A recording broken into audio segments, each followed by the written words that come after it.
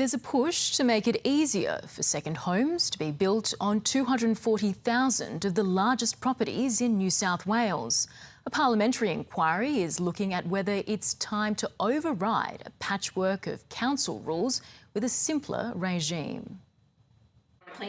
Pamela Messiah's Yarramundi property is 40,000 square metres. Is there more bacon? But there's only one home on it for 7 people. Hayley and Phil moved back to help me with my husband when he had dementia.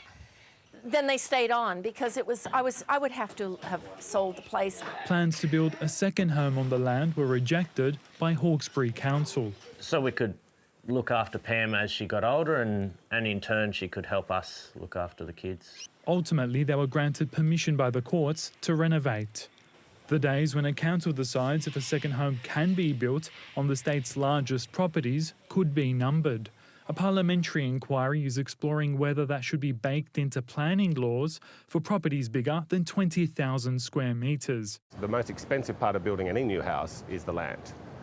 So the land is sitting there unused at the moment. They're already in a position where they're able to build a second dwelling under the existing planning rules. So I can't really see this measure as addressing housing affordability. Councils are pushing back, saying each site has unique needs and that they'd have to service more people without rates going up. Righto, your rates are $2,000 a year. We're going to charge you $3,000 a year now.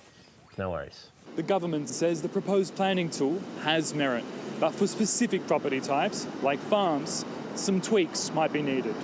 Farmers say the lack of housing limits productivity. Farmers struggle to house workers, families face difficulty planning succession. But some councils fear it could lead to more farming land being rezoned to residential. Tony Ibrahim, ABC News, Sydney.